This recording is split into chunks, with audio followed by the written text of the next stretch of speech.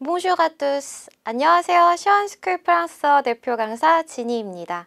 한눈에 보이는 프랑스 문화 지금부터 시작할게요. 오늘은 13번째 시간입니다. chapitre 13. 프랑스 혁명 기념일에 대해서 한번 알아볼게요. 자, 프랑스의 가장 대표적인 기념일 중에 하나입니다. 자, 프랑스어로는요.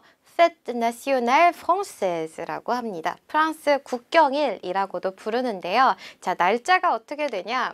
바로 7월 14일. 프랑스어로는요, le 14 juillet라고 해요. 그래서 굳이 프랑스 국경일 Fête nationale française라고 길게 얘기하지 않고 그냥 le 14 juillet라고만 해도 이게 프랑스 혁명 기념일이구나 라고 얘기를 하고 있습니다. 자, 이 날은요, 프랑스의 가장 대표적인 큰 행사이기도 하고요, 기념일이기도 합니다. 자, 이 날짜 어디서 유래되었냐면 1789년 7월 14일인 바스티유 감옥 습격의 1주년, 1년 뒤가 되겠죠. 1790년 7월 14일이 바로 건국기념일이었어요. 바로 여기서 기원이 돼서 지금까지도 매해 기념하고 있는 바로 프랑스 혁명 기념일입니다. 자, 요 행사 그리고 요 기념일 잘 알려면 프랑스 혁명에 대해서 어느 정도 알고 있어야겠죠. 오늘은 프랑스 혁명에 대한 얘기를 같이 한번 나눠볼까 합니다. 자, 프랑스 혁명을 얘기하려면 바스티유 감옥 습격에 대해서 먼저 얘기를 해야 합니다. 자, 바스티유 감옥 습격, 우리 많이들 들어봤을 텐데 정확히 어떤 일이 일어났었는지 자, 중학교, 고등학교 때 분명히 배웠던 것 같긴 한데 세계사 시간에 배웠던 것 같긴 한데 가물가물하실 거예요. 제가 한번 간단하게 오늘 정리해 드릴게요. 자, 옛날에 프랑스 혁명 전에 프랑스 사회는 이렇게 신분 제도를 가지고 있었어요. 그래서 제1신분, 2신분, 3신분으로 나눠져 있었는데 1신분은요 성직자들이었고요. 2신분은 귀족들이었습니다. 그리고 마지막 제일 낮은 제3의 신분은 평민들이었습니다. 그런데 사실상 요 1, 2신분들은 전 인구의 2% 정도밖에 안 됐고 나머지 98%는 가장 낮은 신분, 바로 평민들이었다고 해요. 자, 그런데 요 신분 제도에서 불만을 갖기 시작합니다. 왜냐면요. 요 전인구의 2%에 불과했던 1, 2신분들, 즉 성직자와 귀족들은 화려한 생활을 했지만 세금을 내지 않았어요. 정작 돈 많은 사람들은 세금을 내지 않았던 거예요. 그치만 98%에 해당했던 요 가난한 평민들은 나는 돈도 없는데 나라에서는 자꾸 무거운 세금을 내라고 강요를 합니다.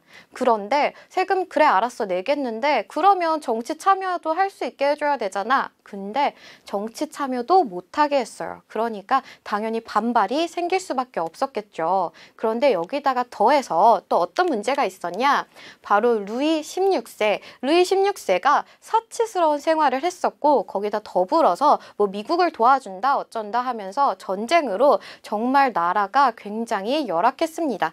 파산 직전이었어요. 거기다가 여러분들도 잘 아시겠지만 루이 16세의 부인 마리 앙뚜아네트 또한 굉장히 사치스러운 생활을 했었죠. 자, 이렇게 정말 나라가 어려워지다 보니까 이 세금 문제를 해결하기 위해서 삼부회를 소집합니다.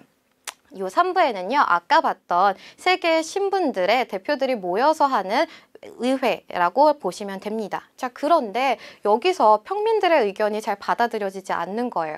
왜냐면은 1, 2신분들이 세금을 내려고 하지 않았거든요. 그래서 평민 대표들끼리 모여서 국민의회를 결성합니다. 자, 이때 처음에 국민의회를 결성해서 얘기할 때 루이 16세는 얘기를 잘 들어주는 것처럼 반응을 했어요. 그치만 사실상 그러지 않았습니다. 그래가지고 또 반발을 하게 됐겠죠. 그래서 이 평민들이 절대주의의 상징이었던, 그 당시 절대주의의 상징이었던 바스티유 감옥을 습격하자라고 합니다. 그게 바로 바스티유 감옥 습격이라는 사건이 발생하게 된 겁니다. 자, 이렇게 바스티유 감옥을 습격을 하고 그리고 그 뒤에 1주년 뒤인 1790년 7월 14일에 바로 프랑스 건국 기념일이 된 거겠죠. 그리고 바스티유 감옥을 습격하고 난 뒤에 여러분들이 잘 알다시피 루이 16세는요 단두대에서 처형되었고 그 이후에 마리 앙뚜아네트도 같이 처형당했습니다. 자, 그러면 프랑스 혁명 기념일 날 어떤 축제를 하는지 한번 살펴볼게요. 자, 먼저 오전에는요, 이런 광경들을 보실 수가 있을 거예요. 오전 10시에는요, 프랑스 국기색의 전투쇼를 합니다. 자, 우리 지난 시간에 프랑스 국기 봤었죠. 파란색, 흰색, 빨간색. 어떤 의미를 갖고 있다고 했었죠? 바로 자유, 평등, 박애라는 의미를 갖고 있었어요. 그리고 또 군사행진을 합니다. 어디서 하냐? 자, 여기 보니까 개선문이 있고 밑에 쭉 따라서 있는 길인 거 보니 여기가 바로 샹젤리제 거리입니다. 바로 이 샹젤리제 거리에서 군사행진을 합니다.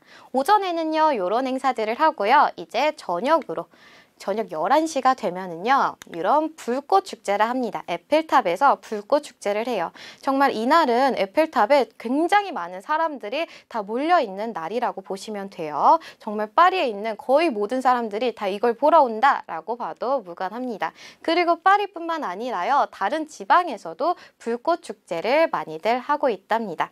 자, 7월 14일에 프랑스를 가게 된다면은 정말 좋은 구경을 할 수가 있겠죠. 오전에는 뭐 군사행진 하는 것도 보고 전투기 쇼도 보고 저녁에는 예쁜 불꽃 축제도 보고. 그런데 사람이 많은 만큼 조심해야겠죠. 소매치기나 이런 것들이 많이 있을 수 있으니까요. 짐 같은 거 잘 몸속에 챙기시고요. 그리고 또 사람들한테 안 치이게끔 잘 하셔야겠습니다. 그리고 또 이때는 11시에 불꽃 축제 하기 때문에 굉장히 늦게까지 사람들이 있을 거예요. 그래서 이날만큼은 지하철이 1시간 연장 운행을 합니다.